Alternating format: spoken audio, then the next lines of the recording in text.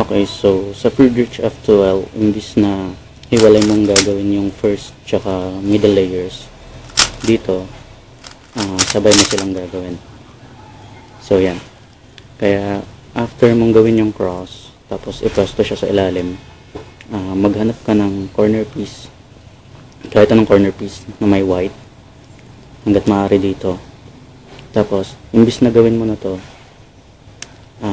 hanapin mo na rin yung edge piece na kasama nitong corner piece na to. So, ito may white, may green, may orange.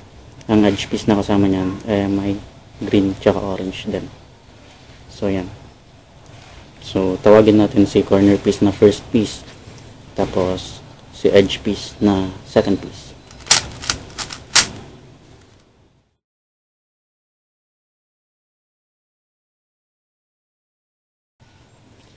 Ang goal mo sa Friedrich F12 i-pair yung first tsaka second piece or gumawa ng parang tube na ganyan gamit yung first tsaka second piece.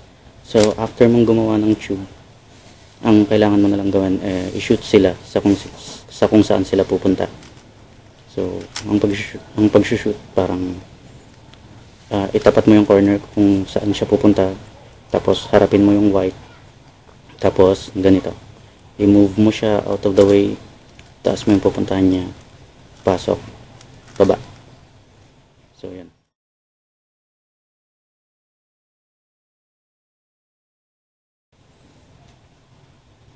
Ngayon, bago tayo magsimula sa tatlong basic cases ng F12, ang unang kailangan nyong gawin ilagay yung edge o yung first tsaka second piece sa taas na magkahiwalay. So, halimbawa dito, magkadikit sila, or halimbawang yung edge nasa baba. Ganyan, halimbawa, nasa baba yung edge, or nasa baba yung corner, ganun. Kailangan, ilagay nyo silang dalawa sa taas na magkahiwalay. So, i-expect ko na alam nyo na to. Since, ang isa sa requirement natin kailangan gamay nyo na yung layer by layer method kung saan ang step 1 paggawa ng cross.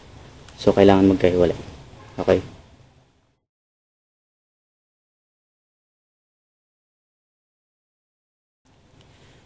So, halimbawang nailagay nyo na silang dalawa sa taas na magkahiwalay, pwede na tayong magsimula sa mga cases. Pero, kung tatlo yung cases, kung hindi pa ito yung case na na-encounter nyo, bale, hintayin nyo lang, lalabas din yan. So, ang unang case, kapag pareho sila ng kulay sa taas. So, dito, yung first na piece natin, may orange sa taas, tapos yung second piece or yung edge, may orange din. So, kapag ganito yung case, pareho sila ng kulay, ilagay mo muna yung corner piece sa taas ng pupuntahan niya. Kapag pareho sila ng kulay, ilagay mo yung corner piece sa taas ng pupuntahan niya, harap mo yung puti ng corner. So, ganito. Okay. So, dito walang algorithms. Bale, tatandaan nyo lang yung pointers na sasabihin ko. So, simulan na natin. So, kapag ganito ang case, pareho sila ng kulay, nakalagay yung corner sa taas ng pupuntahan niya, ang next mong kailangan gawin, ilagay yung corner diagonally papunta sa pupuntahan niya, pero kailangan visible yung white na yan. So halimbawa ginanito mo siya, hindi visible yung white dun sa side na yan, mali yan. Or kapag ginanito mo siya, mali din yan kasi hindi nakikita yung white. So kailangan ganito, diagonal.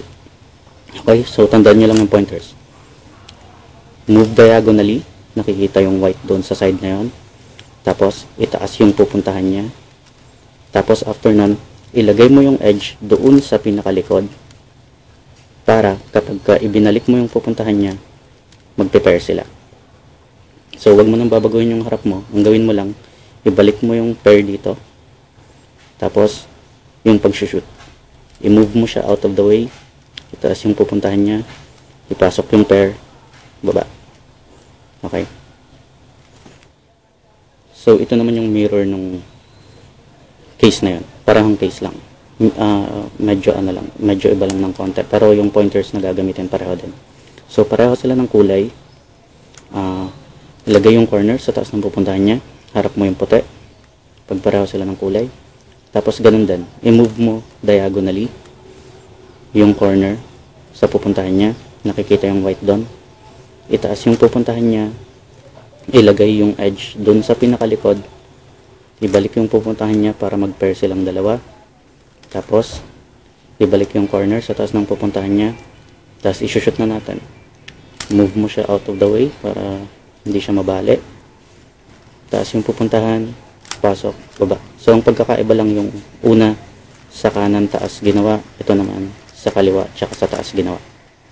Okay.